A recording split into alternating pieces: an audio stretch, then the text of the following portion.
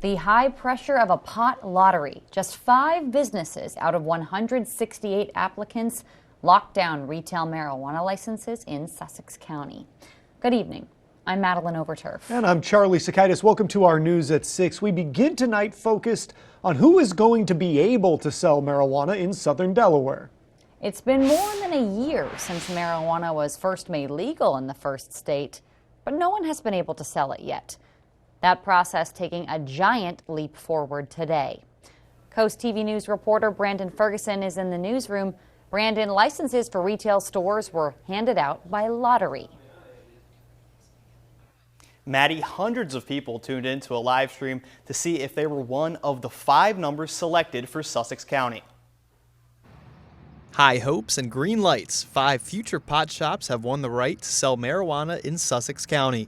The lottery for our third drawing, open retail in Sussex County. The Delaware Office of the Marijuana Commissioner says the next step for the winners is to begin the supplemental application process and work towards their conditional license. Matt Zaliski, a Lewis local, sees this as a community health issue. If it's regulated by the state, it's a little safer. People know what they're getting. They're not getting something that has fentanyl mixed in or anything like that. And you might as well make it safe and get some tax revenue from it.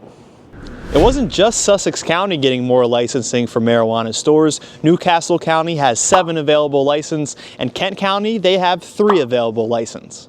Now that the process is moving forward, one Rehoboth Beach local thinks the regulation of the drug is what becomes important. There has to be rules. You can't drive drunk, you can't drive stoned, you're going to get arrested. So as long as people know that this is something that they need to do and they need to be responsible about it, and they need to buy it in a store where it's regulated, come on down.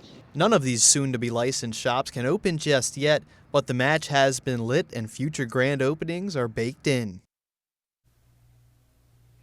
While marijuana is legal statewide, cities and towns can individually ban it. And some towns and cities that have not done that are Georgetown and Milford.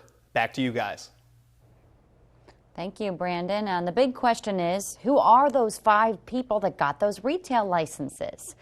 The state didn't say yet. They just released the exact lottery numbers. The state tells us tonight, actually just minutes ago, the names will come next week. Now, there are 3 types of licenses in Delaware to sell marijuana. The open licenses for anybody, that was today.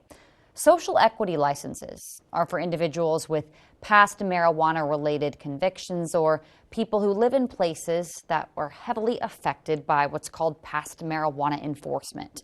The third is called a micro business that will grow pot and employ up to 10 people.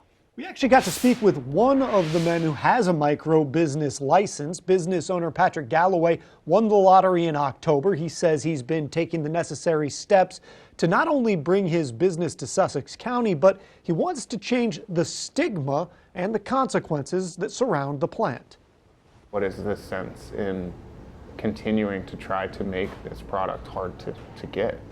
Because you're going to see more of that. You're going to see more felonies. You're going to see more people locked up because they're going the black market method. Galloway says there is a need in different communities for the opportunities that this industry can bring. And this brings us right into our Coast TV poll. We want to know, how should marijuana tax revenue be used? Let's take a look at the updated results from last news hour. If you take a look at your screen here. Wow, 25% say public safety, 47% say infrastructure projects, 12% say drug prevention, and 16% say education funding. And you know, I think it's interesting, infrastructure, that's been leading the way so far. It was at 5. These numbers could change, though. You can be a part of the conversation. Go to coasttv.com or use the Coast TV mobile app, and we'll have updates tonight on Coast TV News at 11.